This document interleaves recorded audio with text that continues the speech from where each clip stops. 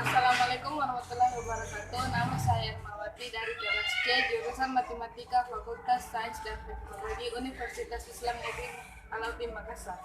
Di sini saya akan menjelaskan mengenai pengantar statistika. Apa itu statistika?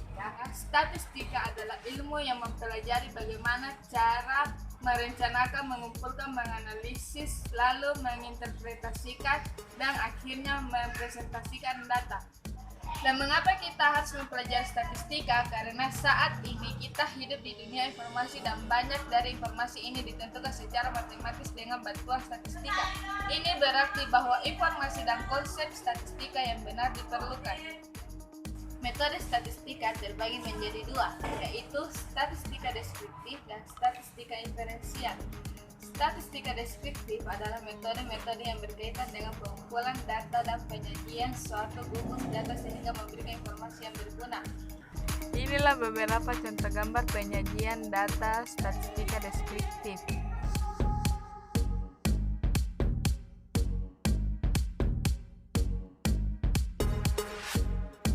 Sedangkan statistika inferensial adalah sebuah metode yang dapat digunakan untuk menganalisis kelompok kecil data dari data induknya sampai pada peramalan dan penarikan kesimpulan terhadap kelompok data induknya atau populasi.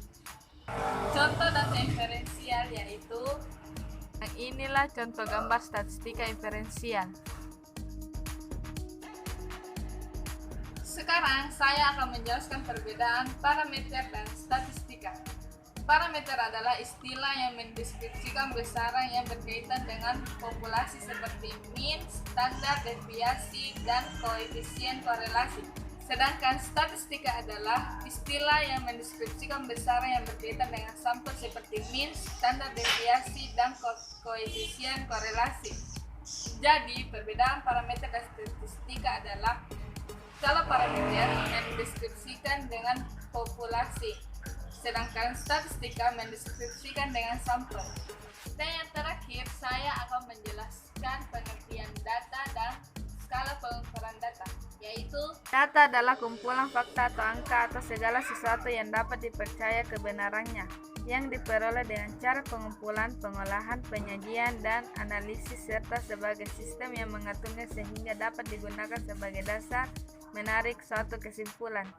Data memiliki beberapa sifat tertentu, yaitu memiliki nilai relatif, nilai nyata, batas bawah relatif, batas atas, dan batas bawah nilai tengah, tidak menggunakan sistem desimal, perhitungan menggunakan sistem pembulatan angka tertentu.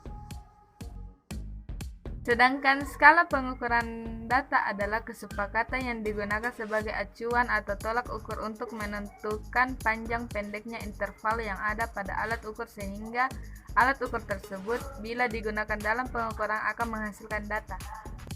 Ada beberapa macam skala pengukuran, yaitu pertama, skala nominal, yang dimana skala ini memungkinkan peneliti pengelompokan objek individual atau kelompok ke dalam kategori tertentu dan disimbolkan dengan label atau kode tertentu. 2. Skala ordinal, yang dimana skala ini tidak hanya menyatakan kategori tetapi juga menyatakan peringkat kategori tersebut. Yang ketiga, skala interval, yang dimana skala ini membedakan kategori tertentu dengan selang atau jarak tertentu dan jarak antar kategorinya sama.